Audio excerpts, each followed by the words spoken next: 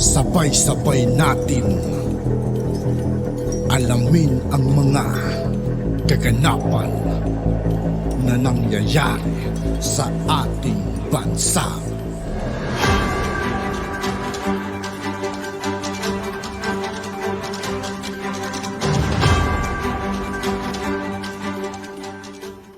Yo, what's up mga kaibigan? This is I2K po again. Ngayon nandito ulit tayo sa channel ni Pinas News Insider. Dito ulit tayo magbibigay ng komento at reaksyon. Pero bago ang lahat na yan mga kaibigan, sa lahat ng hindi pa nakasubscribe kay Pinas News Insider, mag-subscribe na po tayo at huwag nyo rin pong kalimutan mag-subscribe dito sa aking channel. Simulan na natin mga kaibigan, let's go! Balita ngayon, viral ngayon sa mundo ng social media. Ang di umano'y balitang isang batikang abogada at kilalang tagapagtanggol ng mga naaapi na si Public Attorney Chief Persida Acosta at marami sa ating mga kababayan ang hindi mapigilang magsalita at maging emosyonal at harap-harapang sinapol ang former ABS-CBN reporter na si Anthony Taberna, First Lady Liza Marcos at Kongreso, lalong-lalo na ang gobernong pinamumunuan ni Pangulong Bongbong Marcos. Pero bago ang lahat, kung bago ka pa lamang sa aming channel, please huwag kalimutang mag-like, subscribe at i-click ang notification bell para mas maging updated ka palalo sa lahat pa ng bagong video na i-upload namin. At eto na nga mga kababayan, matapos lumabas ang controversial na interview ni First Lady Liza Araneta Marcos kasama si Anthony Taberna sa kanyang programa at binanata ng Vice President na si Sara Duterte at ang tattoo ng mga Duterte at tila kinumpara pa umano ni First Lady Araneta Marcos sa kanyang mga anak at tila pinalabas na masama ang mga Duterte. Public Pow Attorney Chief Persida Acosta di mapigilang magsalita at maglabas ng kanyang sama ng loob dahil ang mga magsasaka at mamimili ay labis na apektado sa di makatarungang presyo ng mga bilihin. Sana naman umaksyon na ang administrasyon ng ating Pangulong Bongbong Marcos para mapigilan at mahinto na ang smugglers dahil lalong naghihirap ang marami sa ating mga kababayan ngayon. At buti na lamang ay may mga taong tunay na may malasakit sa bayan tulad ni Public Pow Chief Persida Acosta na ang tanging hangad ay para sa ikabubuti ng lahat. At may nabasa ako na may mga magsasakang nag-suicide.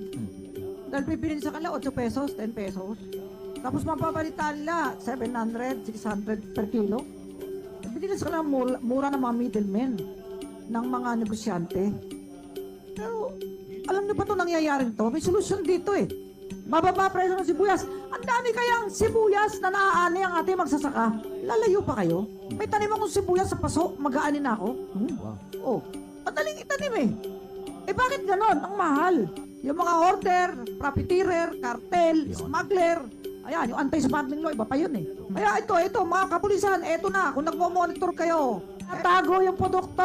Yes. Para pag naubos ang supply, tataas ang presyo. Kasi the greater the supply, the lower the prices. O, di ba?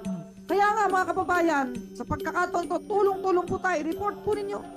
At ang buong person ang tutulong dyan, ang mga distrito namin. Para po malamaw, sino ba yung mga hoarders na yan? Economic sabotage yan eh. Sa totoo lang, nakakahiya. Sa Amerika, ang mura ng sibuyas. Pati dito sa Pilipinas, mahal. Eh, agricultural country tayo. Agricultural country. Yan. Nakakahiya. Kaya nagtatampo ang mga magsasaka. Mura binibili sa kanila. Eh, bakit sa merkado napakamahal binibenta? Ayan, masama po yan. Labag sa batas yan. Antala, marami rin sa ating mga kababayan ang tila nakapansin sa naging controversial na interview ni First Lady Araneta Marcos sa dating ABS-CBN reporter na si Anthony Taberna. Mas inuna pa umano ang pag-interview kay Taberna at banata ng mga Duterte sa halip na dapat unahin muna ang mga Pilipino at mahal na presyo ng mga bilihin kung papaano ito mapababa at ang pahayag na ito ng First Lady ay tila dadagdag lamang sa problema ng Pilipinas dahil sa tensyon na maipibigay nito na tila wawasak sa unity team na binuo ni Pangulong Bongbong Marcos. Kaya tanong tuloy ng ilan sa ating mga kababayan, papaano uunlad ang bansang Pilipinas kung ganitong klaseng gobyerno ang namumuno ngayon? At ayon pa sa kanila, grabe na talaga tong gobyerno na to, sobra na talaga, mga ganid na talaga sa kapangyarihan. Mas sinuuna pa ang mga pansariling interes kaysa ating mahal na Pilipinas. Sobrang mahal na ng mga bilihin,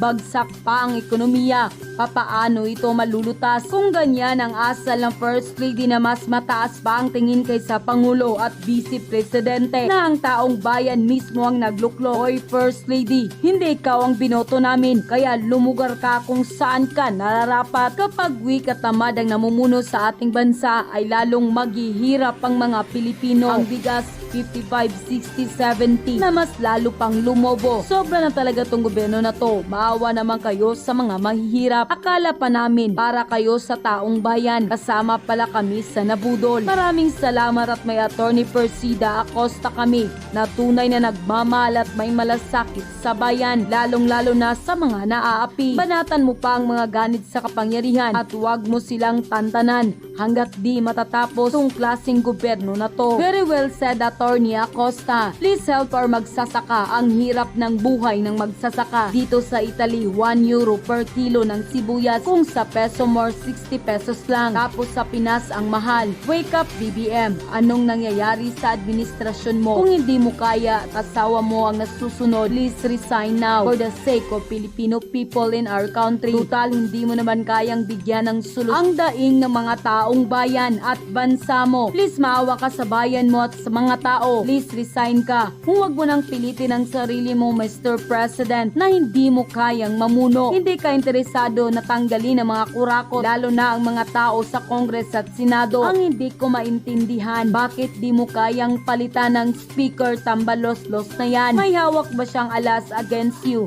in case tanggalin mo siya? I'm just asking. Ganon din si Mel Robles at iba pa. Bakit yan ang inilagay mo sa posisyon? Mas marami pa rin sigurong mas deserving sa mga posisyon na yan na pwedeng pagkatiwalaan ng mga taong bayan. Please again, Mr. BBM, resign ka na. Kung mahal mo ang bayan mo, ibigay mo na lang ang posisyon mo sa tamang tao. Whether you admit or not, hindi mo talaga kayang makontrol ang mga masasama mong inupo mo sa posisyon, lalo na sa PCSO at Congress. Mga mamayang Pilipino, magising na tayo sa nangyayari sa ating bansa at sa mga ginagawa ng ating mga pinuno sa gobyerno, sa national at lokal na walang ginawa kundi ang magkurakot ng pera ng bayan. Hindi na tinitignan ang kapakanan ng mga mamamayan. Ang inaasikaso ay habulin ng isang tao. Sinisiraan ang dating presidente at ang vice presidente. Tignan natin kung sino ang mga dapat alisin at kung sino ang dapat iluklok na namumuno na tunay na magsisilbi sa ating bayan at magmamahal sa mamamayang Pilipino. Hirap na talaga tayo sa ating kabuhayan. Pwede kayang mayroon ng kikilos para mamuno na labanan ng mga tiwaling nasa gobyerno. Sobra na ang pagkamalila ng pera ng taong bayan. Kailangang tapusin na ang garapalan nila sa pera. End quote. Ayon po kay Papa Larry Gadon, eto po, nagtaka nga ako no? Sabi ko nga, yan din na reaction ko yung sinabi ni Pinay ito. Bakit magkaaway ba sila? Tinignan po natin yung meaning na reconcile kasi mga abogado po yan. May iba po sila kasi ang reconcile sa atin, di ba? Magbati na, no? O dahil magkaaway. Pero ito po yung meaning ng mga legal terms ng to reconcile. Cause to coexist in harmony, make or show to be compatible. Okay, parang ang gusto ni Larry Gadon, isang direction lang. Si BP Sara at saka si Pangulong Marcos. Alam mo, Papa Larry Gadon, no? Wala pong problema kay Sara Duterte. Kaya lang naman kayo na problema dahil nagpa-interview ang inyong First Lady, ang ating First Lady. Nagpa-interview kay Katunying at lumabas po na masama ang loob niya. Kung sumama po ang loob, nasagot na po ni BP Sara Duterte yan. Di po ba? Wala po sa kanyang mandato may karapatan po na magpahayag, di ba, si First Lady dahil bilang tao, human rights, may karapatan ka naman na magpahayag ng iyong pagkadisgusto. Pero wala po sa kanyang mandato na makipag-utuan sa First Lady. Hindi po yan sakop, no? Ng kanyang yung kanyang mandato. Ngayon, yung sinasabi kasi ni Papa Lariga doon para mas maunawaan natin, hindi po yung reconcile na nagkakaaway sila, no? Re-examine and reconcile with the direction and advocacy of the administration. Parang it's not too late to reconcile. Parang ang sinasabi ni Papa Lariga doon, dapat magkaisa lang daw yung tinatahak ng administration, yung unit team, no? Hindi pa raw po late na magkaroon ng unit team. Pero ito po ay reaction niya dahil po sa interview kay Mrs. Marcos. Tapos yung masyado po nilang binigyan ng bigat. Ito po mga apektado, bigat na bigat sila sa sama ng loob ni First Lady Lisa Araneta Marcos. Mamaya pagsagot natin para isahan na lang, no?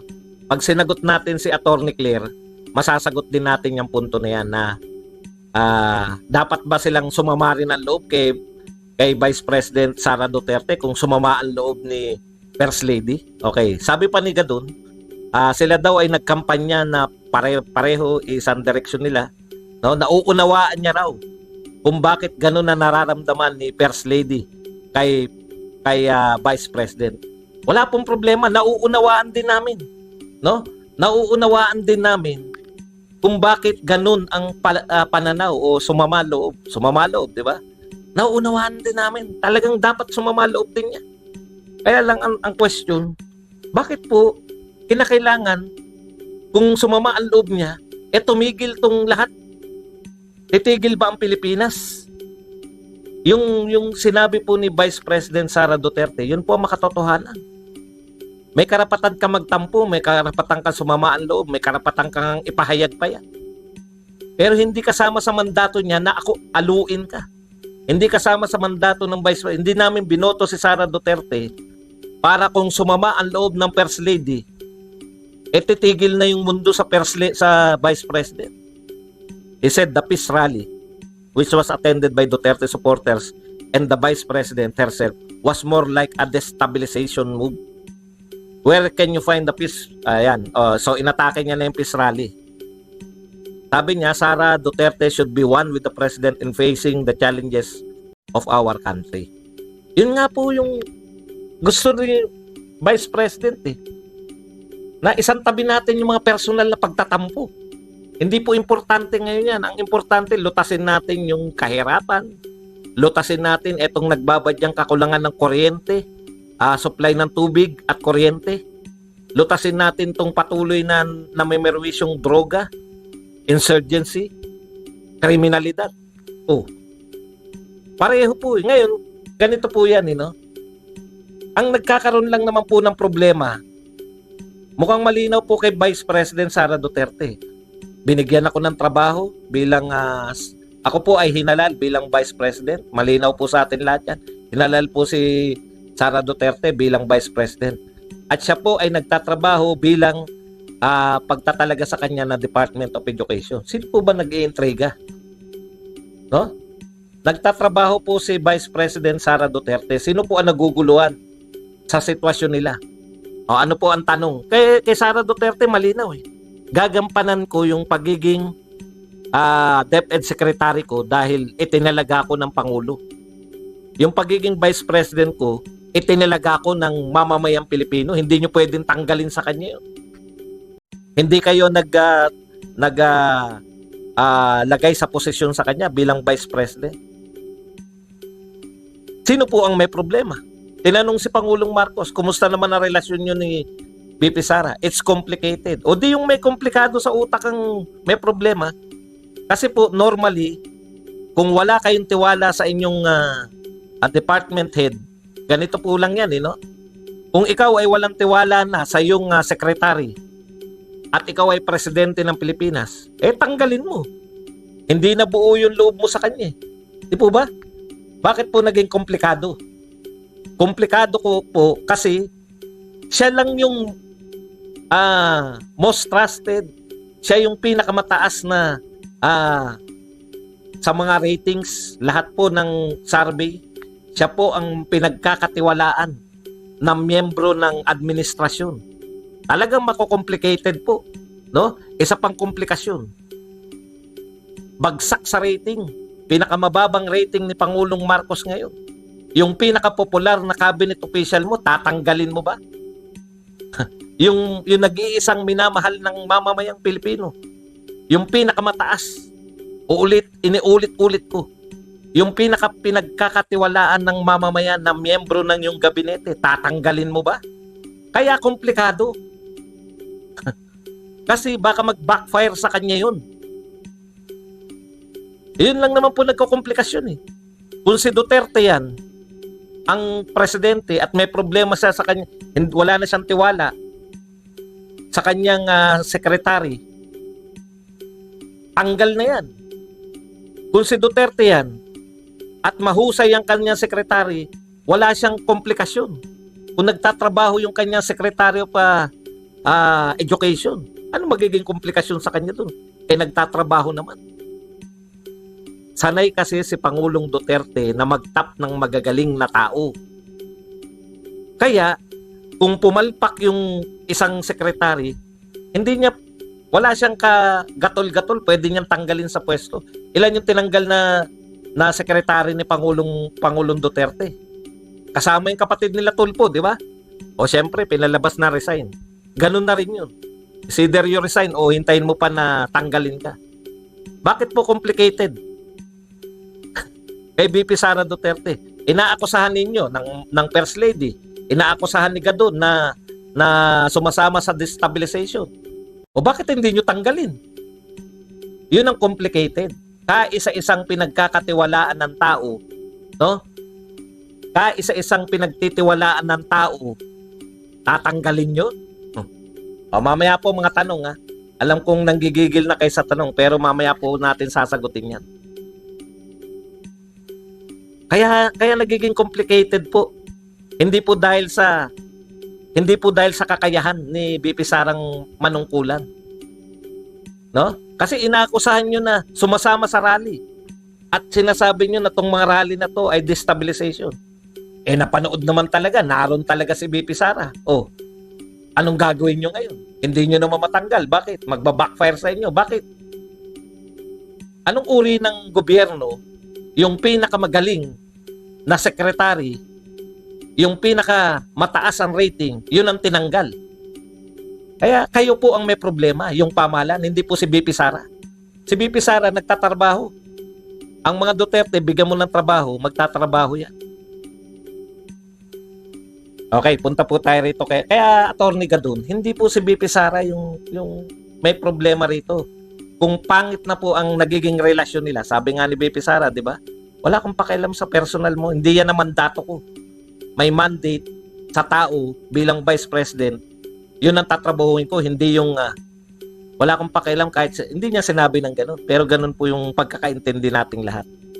Okay, punta po tayo rito kay Attorney Claire. Alam niyo si Attorney Claire?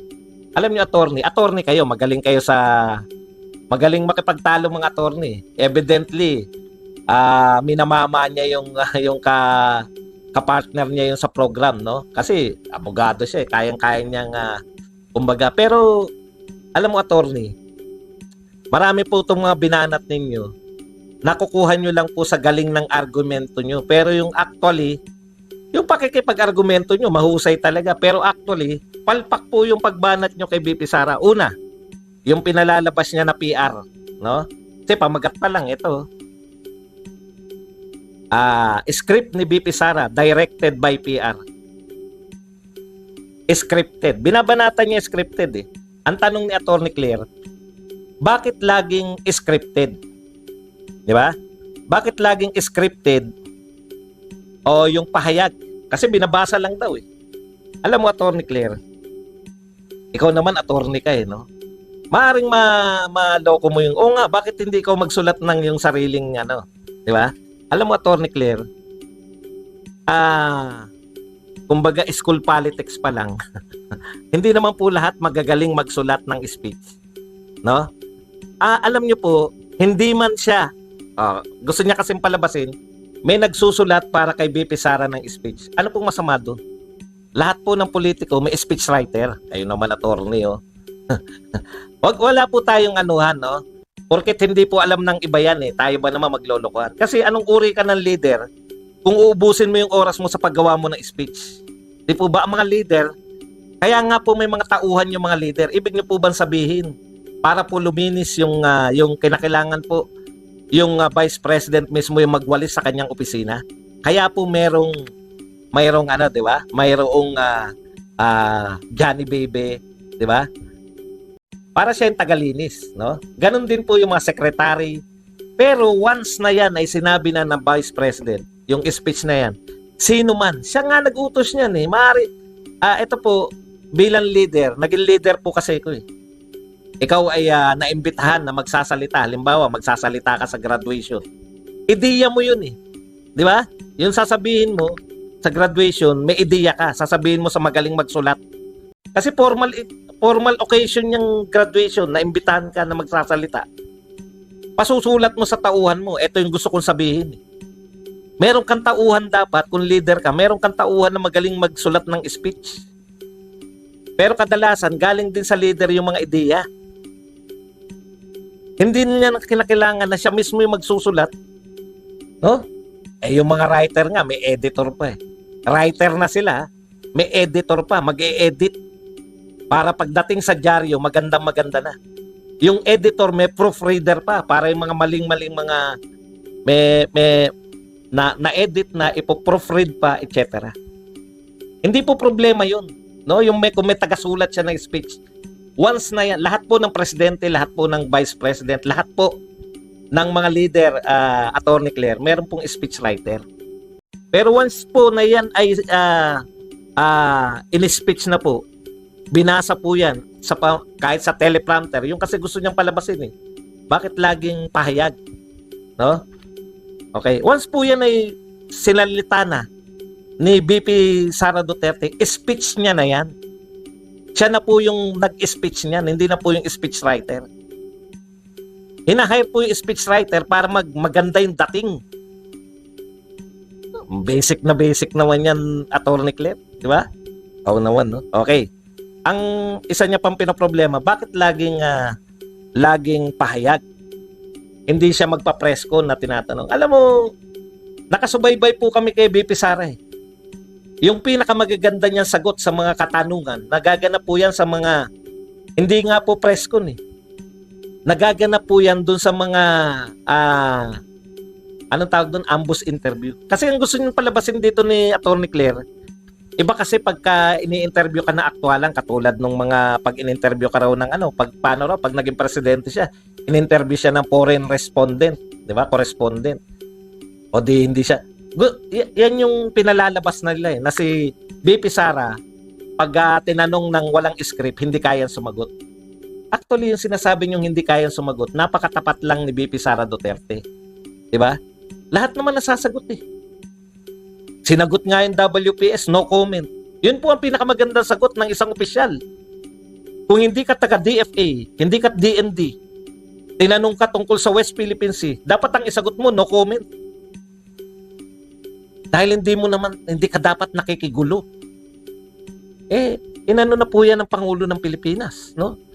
Na hindi naman talaga, hindi nga nagsorry kay VP Sara yung maatake sa kanya. Sa kanya no comment eh. Maganda po si attorney in fairness nung tumawa po siya sa bad trip. May itsura. Okay. Lagi raw scripted. Lagi daw pag sa education ang pinag-uusapan ROTC lang daw. Talaga? Hindi nyo ba narinig attorney yung Catch Up Friday? Hindi nyo ba narinig attorney yung wala ng mga display sa classroom? Hindi nyo ba narinig attorney na pagbabakasyonin niya ng isang buwan na bawal ipatawag ang mga teacher sa eskwelahan ng mga principal? Marami pong tapos hindi nyo ba rin ba narinig yung review nila sa K-12? Hindi mo rin ba narinig yung matatag curriculum?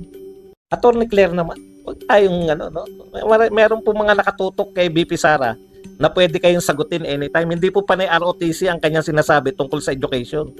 Napakarami pong in-introduce. 2 years pa lang po si VP Sara. Ang dami niya na pong sound educational practices na in-introduce po sa DepEd. At syempre, talaga naman, no? Ang magiging sukatan po natin dyan, yun doon po sa test na isa po tayo sa pinakamababa, doon po natin sukatin si BP Sara pagka after 3 years o 4 years. Kasi wag pong 1 taon lang dahil yun pa rin yung estudyante. Okay.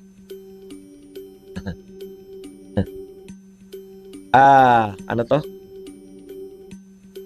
Yung sasama ng loob. Dito po siya nagpuro no? Pinupuruhan niya na mali daw na sabihin na hindi niya mandato yung sumamaman lang loob ni First Lady. Wala po siya ron. Ang pinapaliwanag dito ni Attorney Claire, at sa tingin ko po ito ay pamimiloso po lamang. Ang pinapaliwanag niya, may hinanakit sa iyo. Ganyan mo ba ipakikita sa teacher?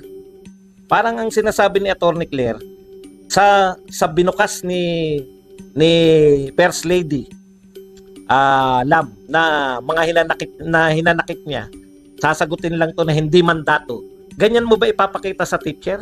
Tapos magsasabi raw si BP, nagsabi raw, parang inignore niya. Marami siyang pinunto rito. Una, sinabi raw ni BP na silang dalawa na lang ni PBBM ang mag-uusap, private.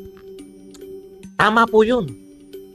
Kasi very private po yun. Ano po bang public po ba yun?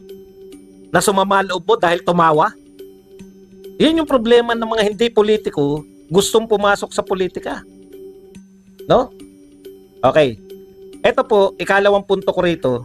Tama yun eh. Bakit mo sasagutin kung ikaw Vice President ng Pilipinas, bakit mo sasagutin yung isang nagtatampo sa iyo o masama loob o kung ano pa man dahil sa actuation mo? Natawa ka. Hindi mo kinakilala paliwanag. Natawa ko eh. Sigurado ba siyang yun yung pinagtawanan? Attorney kayo pare-pareho eh. Ako nga eh, hindi ako attorney pero alam ko na hindi nyo mapoprove na yun yung pinagtawanan ni BP Sara. No? Yun po yung konklusyon ng sumama loob na asawa nung sinabihan ng bangag. Asawa ka, sinabihan ng bangag. Tapos, yung camera daw ay nag-focus habang tumatawa. Katatapos sabihan ng bangag. Mga abogado kayo eh. Sigurado ba kayo na yun yung dahilan ng pagtawa ni BP Sara? Kami nga mga vlogger magkakatabi habang may nag-i-speech, may nakita kaming kakaiba, nagsikuhan kami. Tignan mo yun. May pinagtawanan kami bigla. Yung ba yung ibig sabihin? Doon kami natawa? Ayun naman. Ikalawa, wala naman sila doon. Wala po sila doon mismo sa speech eh. Nasa kabilang kwarto sila eh. Alam ko yan dahil naroon ako eh. Hindi ko po nakita si BP Sara noong nagsasalita na si President Duterte. Wala sila doon. Hindi ko nga siya nakunan eh. Dahil malayo ako nung una, nagpapahinga ako at hina-high blood ako sa init. Di ba? Marami pong pwedeng maging cause nung pagtawa na yun. Pero kinongclude lang kaya sumama ng loob. In the first place, uulitin ko na naman, bakit ba nagkaroon ng maisog rally? Hindi ba dahil nagtsatsa kayo? Hindi ba dahil binanatan ng mga nagtsatsa? Kung sino yung nagtsatsa, yung mga House of Representatives, sila din yung bumanat ng 125 confidential plan kesa fund ni Sara Duterte. Same people. Kamag-anak Incorporated. Wag na natin pangalanan Martin Romualdez. Hindi ba sila ang dahilan kung bakit nagkaroon ng maisog rally? Tapos babalik ta rin nyo ngayon. Sasabihin nyo, kaya sumamaloob ko dahil pinagtawanan sa maisog rally. In the first place, bakit po kaya may naging maisog rally? Handa bang pagtanggol? Sabi niya, handa naman siya pagtanggol ng asawa ko. Pinagtanggol ba sa 125? Natanggal nga, ni Haniho, wala eh. Nung pagkakatanggal po noon, pinamukha po na masama ang magkaroon ng confidential fund si Sara Duterte. Yun yung pinalabas tuloy ng lahat ng media. Kaya tinanggal yan kasi masama yan. Balik tayo rito sa sinasabi ni Attorney Claire. Hindi pa tayo tapos eh.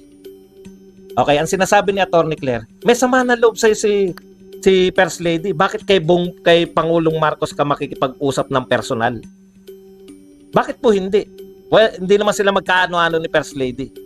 Ang gustong palabasin ni Attorney Claire, paano mo sasabihin sa teacher mo na pag may kaaway sila, ilihis nila? Sabi raw, paglilihis daw yun.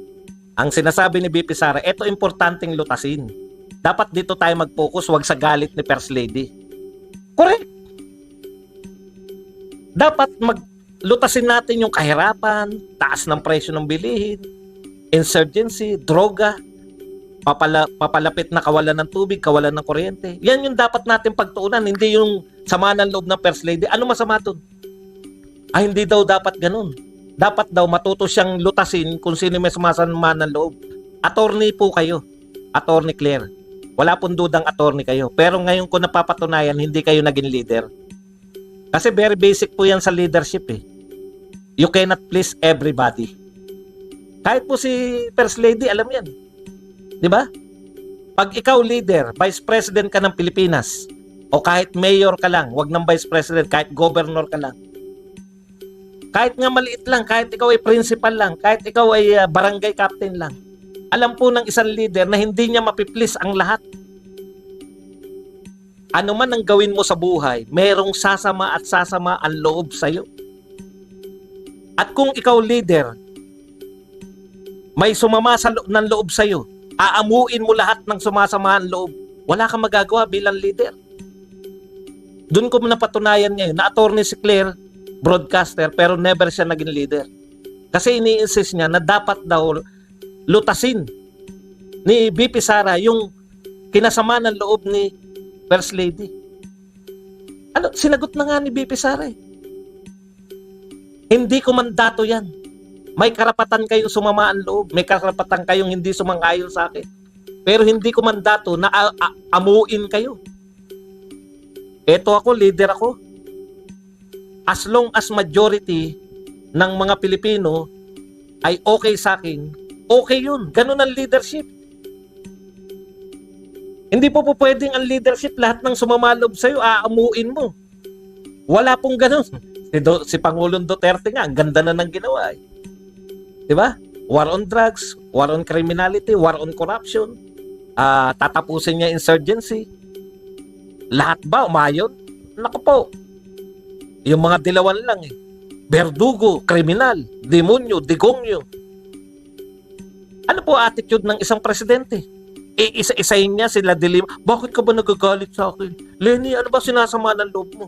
Kayo dyan, Kiko. Trillanes, mag-usap-usap tayo. Wala ka pong mararating. Kung lahat po ng sasama ng loob sa'yo ay bibigyan mo ng panahon. Yun po yung pagkakaiba ng leader sa mga kwentuhan lang. Kunwari, lima lang kayong magkakasama sa opisina. Yan, pwede yan. Leader ka ng 4 na tao, panlima ka. May sumasama ng loob sa'yo. 4 lang, 5 lang yan eh. Pang-5 ka eh. 4 lang yung tauhan mo eh. Pwede yun. Yung aamuin mo, ano ba kinasasama ng loob mo? Kasi sir, sila binigyan mo ng halo-halo. Noong nakaraan ako, saging lang binigay mo sa akin. Ayun ba? Sige, paliliguan kita ng halo-halo. Pwede po yun sa ganung organisasyon. Yung 5 lang kayo. May nagtatampong isa, amuin mo, alamin mo kung ano yung kinasasama ng loob. Pero kung ikaw po ay Vice President ng 120 million, hindi mo po kayang aluin yung mga may samamaan loob sa'yo.